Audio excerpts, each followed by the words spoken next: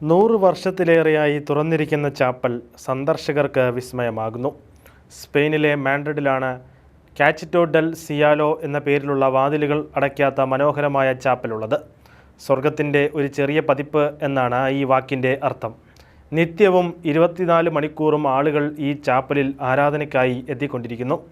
1911 ഈ ദേവാലയം നിർമ്മിച്ചത്.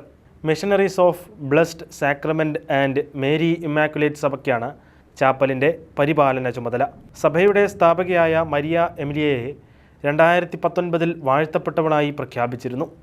ആരാധനാലയവും പാവപ്പെട്ട പെൺകുട്ടികൾക്കായി ഒരു സ്കൂളും നിർമ്മിക്കുന്നതിന് മരിയ എമിലിയയുടെ ഒരു ബന്ധു വിട്ടുകൊടുത്ത ഭവനത്തിലാണ് പ്രാർത്ഥനാലയം സ്ഥാപിച്ചത്.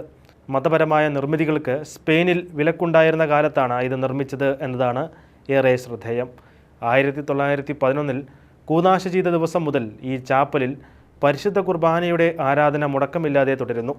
മാഡ്രിഡിൽ നടന്ന അന്താരാഷ്ട്ര ദിവ്യകാരുണ്യ കോൺഗ്രസിൻ്റെ ഓർമ്മ പുതുക്കുന്ന സ്മാരകം കൂടിയാണ് ഈ നിത്യാരാധന ചാപ്പൽ.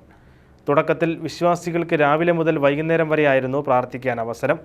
രാത്രിയിൽ സന്യാസിനിമാർ മാത്രമായിരുന്നു ദിവ്യകാരുണ്യ ആരാധനയ്ക്കുണ്ടായിരുന്നത്. 2011 മുതൽ ചാപ്പലിൽ 24 മണിക്കൂറും ആളുകൾക്ക് പ്രവേശനം നൽകുന്നുണ്ട്. അനേകർ യേശുവിനെ ആരാധിക്കണമെന്ന് താൻ ആഗ്രഹിക്കുന്നുവെന്നും അനേകർക്ക് കർത്താവിൻ്റെ പാദങ്ങളിൽ മുട്ടുകുത്താൻ കഴിയുന്ന വിളിയാണ് ദൈവം തനിക്ക് നൽകിയതെന്നും വാഴ്ത്തപ്പെട്ട മരിയ എമിലിയ കൂടെ പറയുമായിരുന്നു. നഗരത്തിൻ്റെ മധ്യഭാഗത്താണ് ചാപ്പൽ എന്നതിനാൽ ആളുകൾക്ക് ഇഷ്ടമനുസരിച്ച് വരാൻ സൗകര്യമുണ്ട്.